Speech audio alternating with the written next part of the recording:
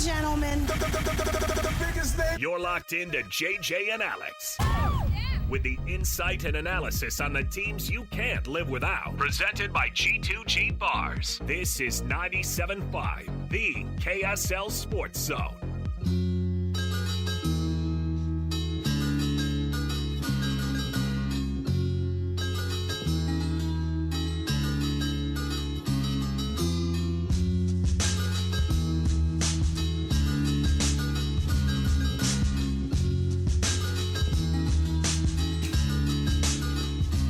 All right, everybody, welcome back. It is JJ and Alex, 97.5 the KSL Sports Zone. Alex Curie, Jeremiah Jensen off for a couple days here, and Sam Farnsworth, his TV counterpart, has become my radio counterpart for the day. That's right.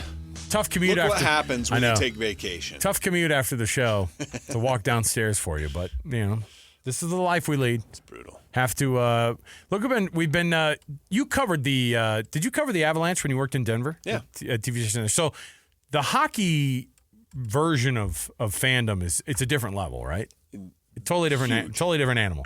So let me give you an example, and maybe this is just the Denver market, but I'll give you a quick example. Okay, I told you a little earlier in the show about 2019, the last time I was there covering the Avalanche in the playoffs. Yes. The Denver Nuggets were also in the playoffs. This was the first time in several years that both teams were in the playoffs the same year, and so the Pepsi Center, now Ball Arena.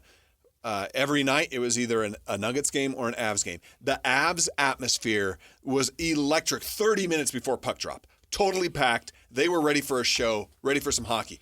The Nuggets, yay! Trickling in. By the second quarter, it was mostly full. What are you saying about NBA fans? How dare you? Well, I think it reflects the market too. In Denver, they love the Broncos, and then they love the Avs, and then everyone else. For sure. Yeah, I get it. Well, helping us understand and wade through all of this, our show, by the way, brought to you by G2G Bars, all natural ingredients and no preservatives.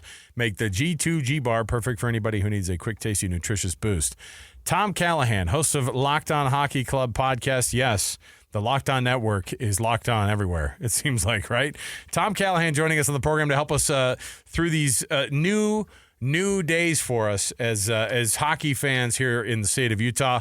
Tom, thanks for being with us. You've got a whole host of hockey background to walk us through all this. It seems like every senior writer and all these guests from TSN and ESPN have been walking us through this, and we appreciate you being patient with our brand new fandom here in the state of Utah.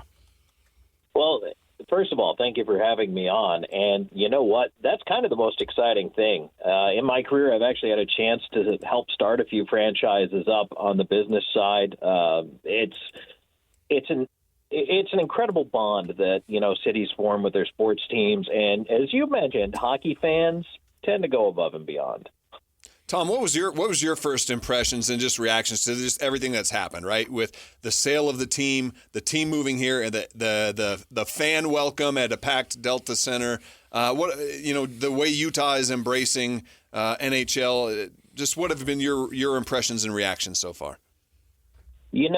First of all, the speed at which it's happened has been amazing. Yeah.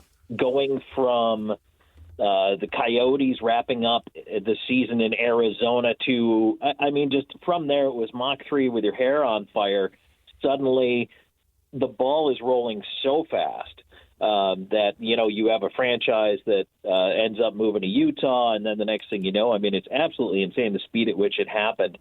Thankfully, the hockey operations crew had their stuff together, and they really, it was business as usual for them, different hometown. But on top of that, for the rest of the situation, getting the team into Utah, getting ownership and making sure all of that happened, and the transfer and all that. And they really don't even have time to pick their name yet. It's kind of crazy how fast all this has to happen and come to place, and it's mind blowing. But I think so far, they've done amazing things. The draft went so well. It's been universally lauded. I think they did a great job in free agency. They're really making the right moves in the front office. And then the fan support has been unbelievable. I can't believe 32,000 season ticket deposits. And to see, and this has been a point of emphasis for Ryan Smith when he's talked about it, is it's like somewhere along the lines of 85 or 90% of those season ticket requests are not people who are season ticket holders for the Utah Jazz. And so there is a whole different fandom that is ready to kind of be born here. And there's a whole group of people who are hockey fans who are just itching to get going here in the state of Utah. And we thought there'd be a possibility in the next few years maybe to be a part of that expansion conversation and the lightning speed that it all happened. We were shocked that an April announcement was made, but they're trying to figure these things out. Let's go from the X's and O's standpoint. We were covering the draft. We were on the air 6.5 hours last Friday to be able to kind of walk through and understand how the NHL draft was compared to the other drafts that we cover. And it was a massive education for us. So walk with us through kind of some of the picks that were made on top of the free agency signings and how far that this club came over the weekend into getting better and possibly being an NHL or being a playoff, kind of contending team, at the very least being in the possibility of getting to those playoffs.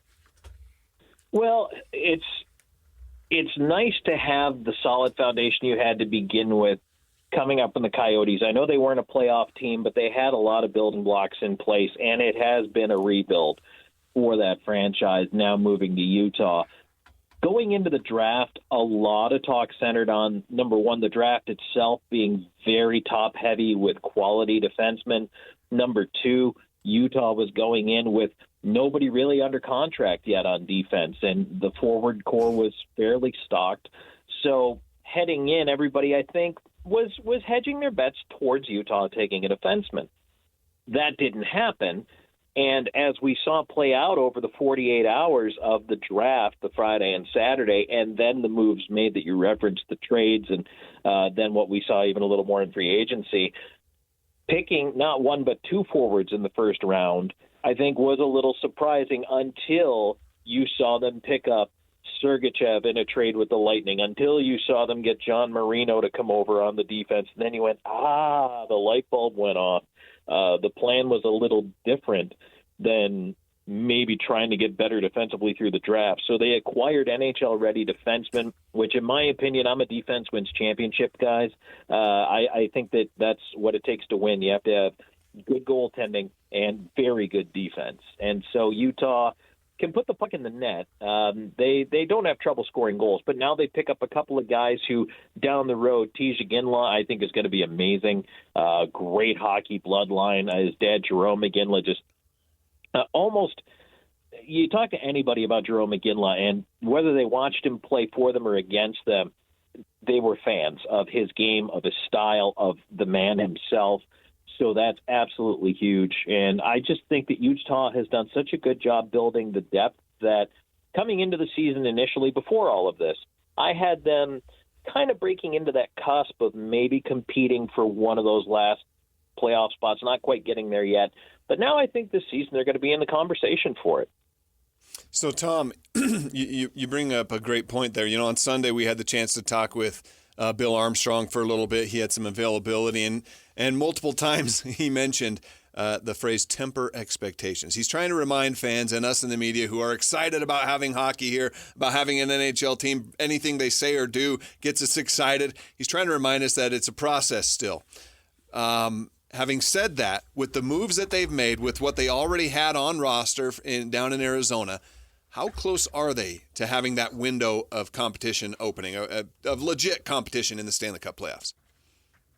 Through the lens of so the West itself got tougher. The entire Western Conference got tougher, with a few exceptions. And those teams that are kind of in their own rebuilding or starting their rebuild, you're not going to hear from for a little while. But Nashville got so much better. Vancouver got better. Edmonton is going to stay strong. There's a lot of teams that are good. So seeing what Utah's doing, and as Bill Armstrong said, sticking to the plan, I think tempering expectations is the proper way to go about it. The playoff window for this team begins to open 2 years from now. Mm-hmm. If they overperform, maybe they sneak in this year. But that's not the mission. That's not the goal this year. The goal is to continue bringing this team along. And the fan support's going to be there. There's such a great hockey history in Salt Lake. And I think that the fans, in some cases it's generational. they're going to be there to support the team the first couple of years, but what you are going to see is constant improvement. So not this season, but 25-26 in the second season in Salt Lake, I think you see them really challenge for that 7-8 spot. And again, if they overperform, maybe a little bit more. And then that's where your experience starts to kick in. That's when you really start to see the fit of the guys, the young prospects coming down the line as they get 2-3 years under their belt. That is when in that third year then I expect them to be really a challenger to make some noise in the playoffs. Explain for the listeners, too, what the difference is between, like, I think people look at Vegas, they look at Seattle and kind of early success that they had in, those first couple of years of the franchises, and what the difference is of what, you're getting here. Obviously, I mean, the expansion draft is quite wild, in terms of just like trying to make teams competitive right off the bat, and you don't want to have somebody come in and go, win 4 games, in the first half of the season or anything. So you want to bring them to come in and actually be competitive in a league that's already competitive. So what's the difference between building from that stage to what Ryan Smith and Smith Entertainment Group are building with right now? So it used to be in the NHL, and I think in a lot of sports, when you went expansion, basically your team was everybody else's cast-offs.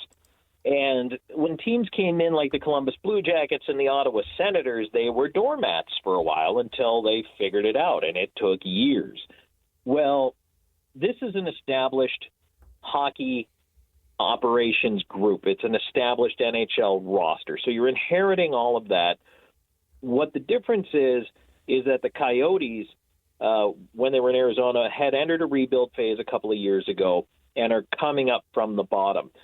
Vegas and Seattle came in an era of expansion when the commissioner, Gary Bettman, said, we want these markets to be as competitive as possible right off the hop. Now, I'll be honest with you. Vegas, the way the expansion rules were set up for Vegas, they were able to fleece some teams and absolutely got probably the best expansion roster in NHL history.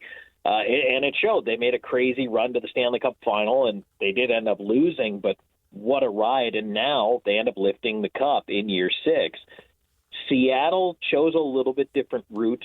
Their roster was not as potent because, quite frankly, I think the NHL dialed back some of the loopholes. But Seattle's still able to make some inroads. And so I think for fans expecting that for Utah, there's just not that ability to kind of cherry pick some guys and exchange some favors at this point. You really are continuing to build through the draft and free agency. Tom, I don't know how many Utah NHL fans are paying that close of attention to the AHL affiliate, but with the draft having just finished, it is a lot like minor league baseball, right, where the major league draft happens. A lot of these players, they're still continuing, whether it's junior hockey or whatever league they're in, the AHL, there's that development process. You mentioned that a little bit already. But I'm curious now, with Alex Murillo stepping away from ownership of the Coyotes, he was also the owner of the Roadrunners, right? What happens with the Roadrunners? And is there potential that maybe an AHL affiliate also being in Utah makes sense somewhere down the road? Absolutely, especially in the AHL West, it makes sense to have your prospects as close as possible. Mm-hmm. Some cities are a couple hours away. Some are actually housing their teams in the same place. Tucson being just down the road from Phoenix made sense. And I think, it's funny, I was just having a conversation about this a little earlier. I actually helped start the Roadrunners back in 2015. That team and that setup was great when it was located there. But for Utah, I think eventually they will want something closer. Mariuelo does still own the team. They are building a new facility, I believe, in Reno. And I would not be surprised to see them try to pull the Roadrunners out of there. Now, here's the other thing. I don't know that this affiliation with the Roadrunners carries on past a year, maybe 2. Everything has happened so fast this summer. There are a few things that are just going to be left in place for old time's sake. This is definitely one of them. Not that they don't like Tucson. It's a great city. It's a great spot to put your prospects. And I think once they get a chance to kind of iron out and see what the potential is to maybe locate a team closer to Salt Lake, yeah, that makes a ton of sense. Well, there's already an ECHL team here with the Grizzlies, mm-hmm. And so would that be Is there a possibility to make that an AHL affiliate at some point? Or is it, I mean, how does the minor league work when it comes to that? I mean, do they just allow those types of things to happen if Ryan Smith decides, oh, let's purchase the Grizzlies and make them the AFL affiliate? Well, so what they would have to do is get the rights to an AHL franchise. And the NHL vision is 32, 32, 32. So NHL, AHL, ECHL. If you do take the Grizzlies essentially out of the ECHL, you're probably going to need to replace an ECHL team somewhere. At least that's what the Coast would like to do. With the American League, as long as Meruelo owns a team, yes, you can operate them independently and try to bring in draft picks from different teams and prospects and then sign your own players. And in fact, the Chicago Wolves have done this in the past. But the guy who owns the Wolves is Don Levin, who's got crazy money. Like, you may remember about, 10 years ago, he made a solo bid to buy the Cubs. So he's not hurting. But I don't know that Meruelo is positioned to try to run a team independently. I think he'd need to find an affiliation. If Ryan Smith said, I want my own AHL team, maybe he buys that one. Maybe he picks up something else from the league or finds another franchise that's for sale. But the AHL wants to stay on par with the NHL with number of teams. Makes sense. I mean, I keep going back to the baseball thing just because that's what I was familiar with more so, with the minor league system. But and I worked in Colorado for a number of years, 13 years out there, and having the Rockies AAA affiliate an hour south in Colorado Springs made a lot of sense, and it was exciting for fans to go to that minor league game because they saw the major league faces that were on a rehab assignment or the development process unfolding before them. So if it happened here in Utah, I think that would make a lot of sense. But so far, what do you think is the next move now for this franchise? We've seen a flurry of signings. We've seen the draft unfold. What's the next big step that Bill Armstrong makes? Well, what you're going to see now, this is kind of my favorite part of the off season because now not only are we digesting the big bites that were just taken in free agency and the draft, but I don't know about you guys. I love a good bargain. Well, right now in NHL free agency, this is good bargain time. You're going to see players trickle in, some signings coming in that are going to be value propositions for the club. And they're going to fill out their roster not only with one-way but two-way contracts, which are guys who may play in the American Hockey League and may play in the NHL. It'll sort itself out in training camp, but also, as we mentioned, they have to stock Tucson with prospects. I think that you're gonna see that roster flesh itself out. We're just wrapping up development camp here on Friday. First look at some of the kids from the draft class. And so from here on moving forward, now they're going to get a chance to breathe a little bit. On the hockey ops side, it's going to be, getting guys together and on the right page and making sure everybody's ready to report to camp on time and in shape. Then on the business side, it's everything from securing broadcast rights to finding corporate partners to making sure your tickets are ready to go and sold and merchandise and all that stuff. So it's a short runway. There are so many moving parts, but each department is, again, still with their hair on fire, even though we won't see as much in the news. But really, that's what you're going to see roster-wise is those value signings settling in. He's the host of Locked On Utah Hockey Club, the podcast. You can, of course, download that wherever you find your fine podcasts. And we're very familiar with the Locked On Network, of course, right here in town especially. And so, Tom, we're really looking forward to it, man. Tom Callahan, you can download it and listen to him and get that hockey education. So many places we can get that hockey education. Glad to have so many people in town who know what they're doing. Tom, we appreciate it, man. Yeah, thanks, Tom. Thank you very much for having me on. We'll talk to you soon. There you go. Tom Callahan. More to go around the corner, 97.5 the KSL Sports Zone.